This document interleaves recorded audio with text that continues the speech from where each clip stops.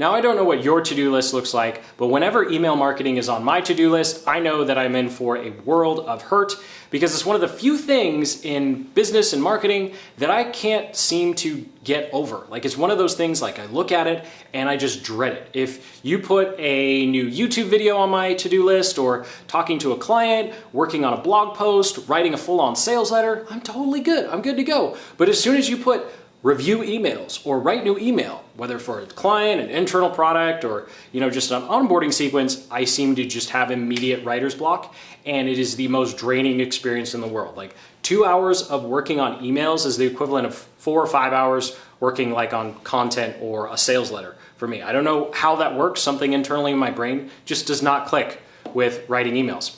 But something that isn't as draining, and which is why I'm just going to do that the rest of the day, is checking out the Insta360. Because if you saw any of my Boracay or Bohol vlogs, you know that this little GoPro is dead. I don't have anything nice to say about this GoPro or the company in general right now, because after 2 or 3 hours, okay, let's be honest, it's been more than 3 hours of watching lots and lots of YouTube reviews, it's become clear that whatever GoPro is doing with their software is buggy as all get out, and it doesn't seem to be going away anytime soon. And something that's really important with vlogging is being able to just turn on the camera and go, as opposed to, oh look, there's a sea creature over there, let me just restart my GoPro for 20 seconds and then, oh no, the turtle's gone. Not that that actually happened to me, but there was lots of situations like that where it was just like, oh yeah, let me get the, nope, not working at all. So, and it's still frozen. It's been frozen for an hour now.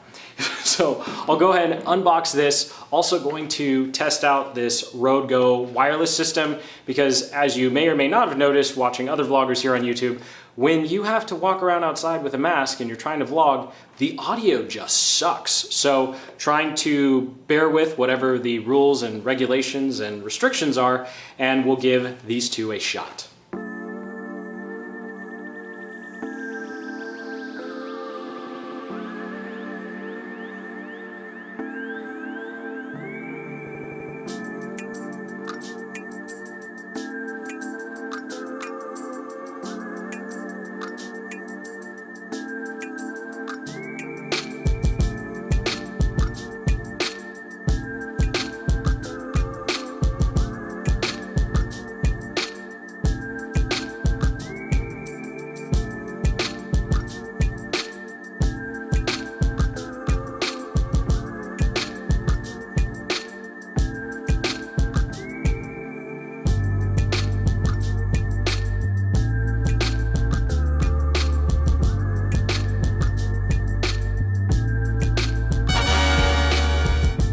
And of course, the best part of opening up a new piece of tech is waiting hours for the battery to initially charge. So something that I really liked about the One R versus other ones is the modular nature of this camera. So this is the battery, and of course I can take it off, and then I can, there we go, pull them apart. And this is the core, and I can actually put the Insta360 camera on there, and then of course this is the Leica version for vlogging. Now it works better when you can actually see yourself vlogging, so we can just switch this around and put it like this, and then go ahead and, oops, nope, that's not it. There we go. Yeah, there we go, backwards there. We switch it around like this, and then of course put the battery pack back on here. Come on, battery pack there.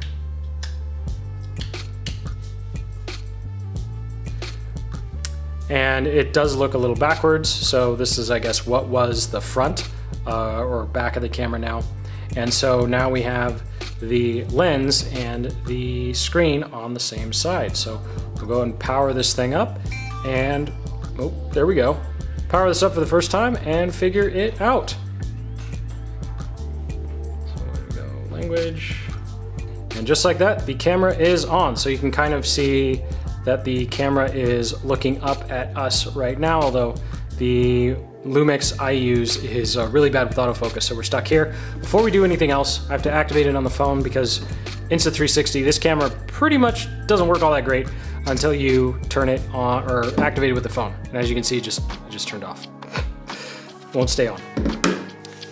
And for some reason, the app thinks it's a good idea to try and sell me the camera that I just purchased. So let's go ahead and remote control so we can actually see what the camera sees. So there we go. Now you're looking directly at me. That's not a good angle. Let's go ahead and change that. So let's check out the screen. So something that I really liked about this app versus the new GoPro one is you have a lot more controls when it comes to recording. So if I go ahead and hit record, we can now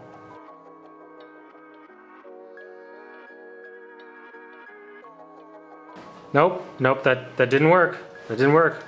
I tell you, it doesn't matter how many YouTube videos you watch. When you try and do it, it's not gonna work. What the heck just happened? Come on! Camera, you're making me look dumb on YouTube. See, the camera's it's on like it's recording. Hello? 2 seconds later. And after a quick reset, the live preview is actually working.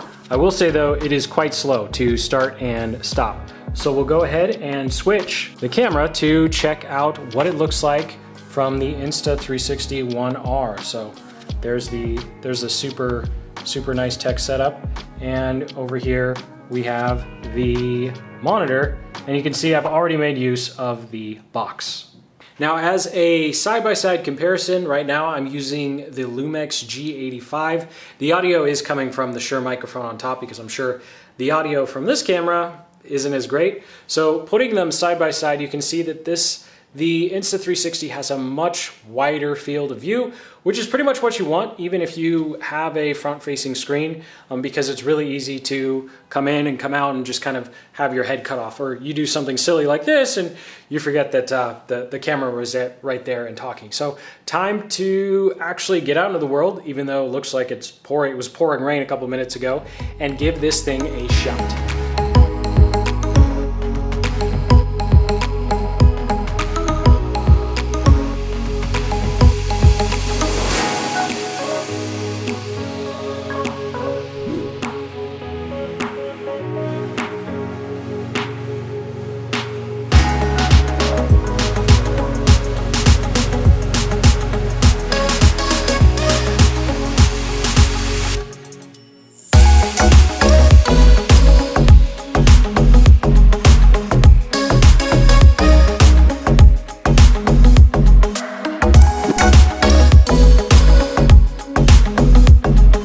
Okay, and now I figured we'd take a little break and do a microphone test. So right now I am not using any external microphone. This is what it sounds like. The wind is moderate. And then of course this is what it sounds like with your face covering on. And then we'll try the 2 Rode microphones that you have access to. Of course, I do want to point out that you cannot actually use an external microphone with the mount that comes with the camera. Okay, so now we're doing microphone test number 2. The wind is really picked up, but we're using the Rode Video Micro with a windscreen, and this is about arm's length, so I'm at like in between a 45, so I'm at a 45-degree angle here. Of course, the lens itself is about 14.4, which means you can pretty much have it almost all the way up to your face and still be able to see what's in the shot. And so this is what it sounds like when you don't have a face covering on. So actually 2 more tests, because this actually allows you to use your headphones. All right, second to last test. Now we're using the Rode Micro, or I forget what it's called. It's the Go one that is actually wireless. So I'm actually really excited about this one, because in the past I would have a lav mic that went actually directly to the camera, and I am only concerned about, this thing running out of battery of 6 or 7 hours of battery life. So this is what it sounds like when the face covering isn't on. Again, there's a moderate amount of wind, and I'll get to the adapter that makes all of this work. But the final test, the final one, is going to be seeing how it sounds with just a standard pair of wireless headphones. All right, there we go. Final test using the AirPod Pros, and it took a little bit to get the Bluetooth connection to work. It does say AirPods on there. I would think that any Bluetooth device should work. I hope it's not just Apple, silly, overpriced Apple products. But this is what it sounds like with the just using the AirPods, moderate amount of wind, and of course without the face cover.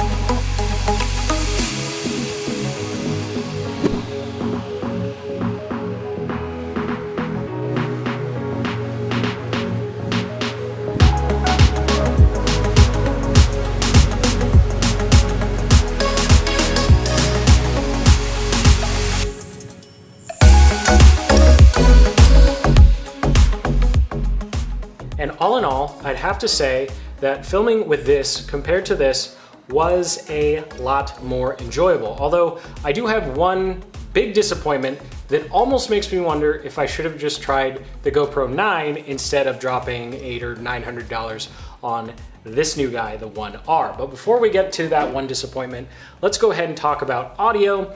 And of course, last place was the AirPods. For whatever reason, there was actually a buzzing in my ear. So the buzzing that you were hearing in the audio was also happening in my ear, and it was incredibly uncomfortable. So I do use these pretty consistently with my phone and my computer. They pretty much are completely drained every day, so I know that they work properly.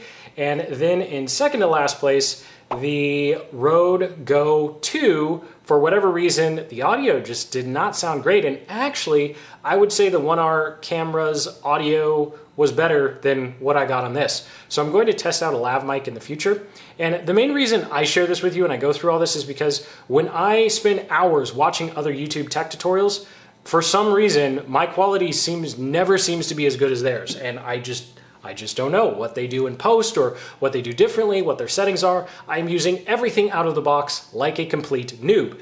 So something that does work out of the box, whoops, is this Rode Video Micro. This is one that I've been using for years. They do have a version of this for cell phones. That one's terrible. Definitely don't do that. But this one, I think, was definitely the winner.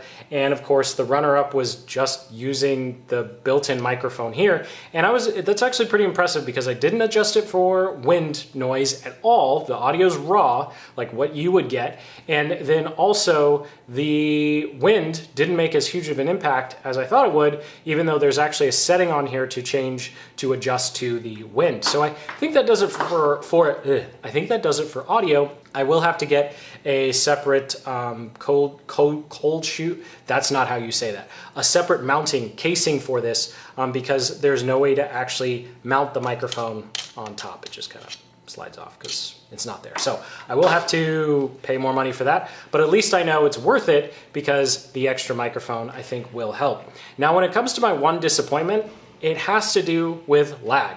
This feels like using my 2015 Dell laptop. Like it takes 3 seconds to start recording and then it takes 3 seconds to stop recording. So when I go to do a shot, I'll go, okay, I've got it. 1, 2, 3.